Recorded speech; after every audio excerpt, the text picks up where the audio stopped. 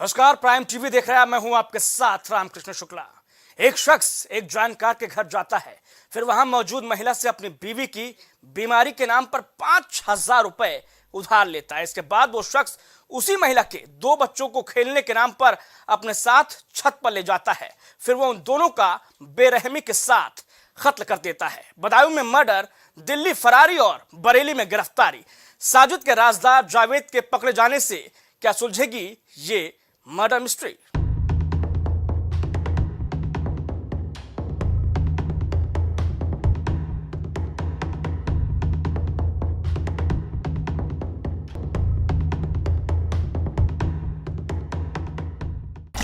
वो इंसान नहीं थे, कसाई थे। मासूमों को जालिमों ने क्यों सुलाई मौत की नींद? क्यों नहीं कांपे हत्यारों के कलेजे?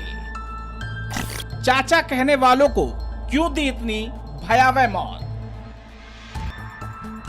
बदायूं की विभत्स घटना जिसने सुनी उसके रोंगटे खड़े हो गए। जिसने खून से सने मासूमों को देखा वो सन्न रह गया। जिसको भी इस घटना की जानकारी लगी वो हतप्रभ रह गया। हर कोई बदायूं की इस घटना से अचंभित है, हैरान है, परेशान है। सवाल ये कि आखिर आरोपियों के हाथ मासूम के गला रेतते वक्त क्यों नहीं कांपे?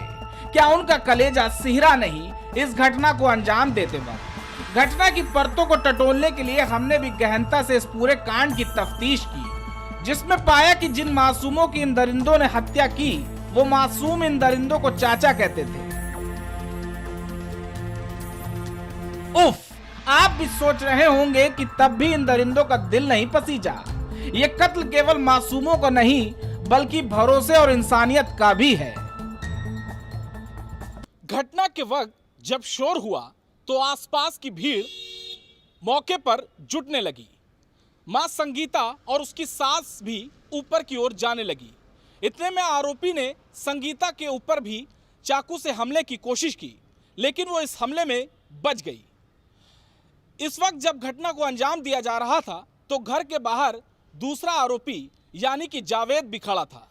उसके हाथ में चाकू था और वो लोगों को धमकी दे रहा था कि अगर घर के अंदर कोई गया तो वो उसे जान से मार देगा। बदायूं की इस घटना पर सियासत भी अपने चरम पर है। सियासतदान भी इस चुनावी समर में घटी इस बड़ी घटना को लेकर बीजेपी को आड़े हाथों लेने की फिराक में दिखाई दे रहे हैं। सपा के राष्ट्रीय अध्यक्ष अखिलेश यादव ने बीजेपी पर बीते कल निशाना साधते हुए कई गंभीर आरोप लगा दिए। ऐसी कई घटनाएं हैं जहां घटना होने के बाद सरकार ने कार्रवाई की, अधिकारियों को हटाना पड़ा। तो अपनी नाकामी को छिपा नहीं सकते इस तरीके से। ये इनकाउंटर से नाकामी नहीं छिपनी है। मुझे याद है जौनपुर में फेक इनकाउंटर किया गया।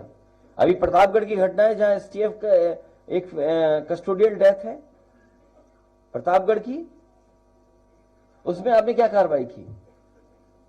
या मुझे जौनपुर में याद है पुजारी यादव जिसका फेक घटना हुई थी, उसके बाद एसटीएफ के लोग पहुंचे, जेल गए वो कई लोग। दबाव बना रहे थे कि केस वापस ले ले परिवार। जब गांव वाले निकल करके आ गए तो पुलिस के लोग कहते हैं कि हम बिजली का बिल लेने आए थे। रात में बिजली का बिल लेने कौन जाएगा प्राइवेट ड्रेस में, सोचिए आप।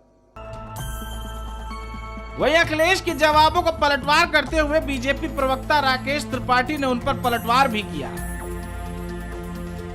बदायूं की घटना हैरान करने वाली है, रोंगटे खड़े कर देने वाली है, बहुत दुख उत्पन्न करने वाली है। लेकिन ऐसी घटना पर समाजवादी पार्टी घटिया राजनीति पर उतर रही है, घटिया राजनीति करके व्यर्थ के आरोप कर रही है। जबकि सच ये है कि योगी आदित्यनाथ सरकार ने ऐसे किसी भी मामले में पूरी कठोरता से कार्रवाई करने का हमेशा उदाहरण दिया है। इस मामले में भी एनकाउंटर करके अपराधी को मार गिराया है। अगर सत्ता की होती तो समाजवादी पार्टी की सत्ता में ऐसे अपराधियों को सत्ता का संरक्षण होता और समाजवादी पार्टी अब भी व्यर्थ के आरोप प्रत्यारोप कर रही है। बेहतर होता कि वो पीड़ितों के जख्मों पर मरहम लगाने का काम करती। अगर मरहम नहीं लगा सकती तो कम से कम नमक तो न छिड़के।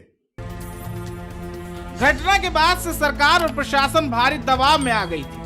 दहलीज पर चुनाव है और इस घटना को जिस तरह से अंजाम दिया गया, कहीं ना कहीं वो सरकार के लिए चुनौती बनती जा रही थी। एक्शन में आए प्रशासन ने ताबड़तोड़ कार्रवाई शुरू कर दी। देखिए, इस दोहरे हत्याकांड का जो दूसरा आरोपी था जावेद, आरोपी साजिद का भाई, उसकी गिरफ्तारी आज जनपदीय पुलिस के द्वारा की गई है। उसके द्वारा पुलिस के दबाव और जो उस पर इनाम कराया गया था उसके दबाव में उसने आज बरेली में बारादरी थाने की जो सैटेलाइट चौकी वहाँ उसने आत्मसमर्पण किया था और अपना एक वीडियो भी उसने वायरल कर दिया गया था। सबसे पहले पुलिस घटना के कुछ देर बाद मुख्य आरोपी साजिद को ढेर करती है। इसके साथ ही मौके से फरार हुआ दूसरा आरोपी जावेद को भी गिरफ्तार कर चुकी है। वो बरेली बस स्टैंड के पास से पकड़ा गया।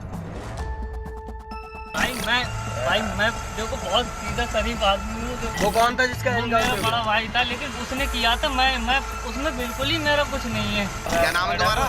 मोहम्मद जावेद। मोहम्मद जावेद। जिला कौन सा तुम्हारा? बताइए। बदायूं जिला। मुझे भाई पुलिस के हवाले करवा दो, क्योंकि मैं बिल्कुल। इस घटना ने सबका दिल दहला कर रख दिया है। इस जघन्य घटना को अंजाम भले ही बदायूं में दिया गया है, लेकिन इस संगीन जुर्म की छींटे पूरे देश में बिखरी है। इस जघन्य हत्याकांड का दूसरा आरोपी जावेद भी पुलिस की गिरफ्त में है। बताया जा रहा है कि आरोपी से पुलिस पूछताछ कर रही है कि आखिर किस मकसद से इतनी बड़ी वारदात को अंजाम दिया गया। देखना यह दिलचस्प होगा कि पुलिसिया कार्रवाई में क्या कुछ निकलकर सामने आने वाला है। तो कितने चेहरे लगे हैं चेहरों पर और क्या हकीकत है और फसाना क्या, इसलिए आप भी सावधान रहिए, क्योंकि ना मालूम कब कौन कहां दबे पांव आकर आपकी जिंदगी तबाह करते। फिलहाल के लिए इतना ही, लेकिन देखते रहिए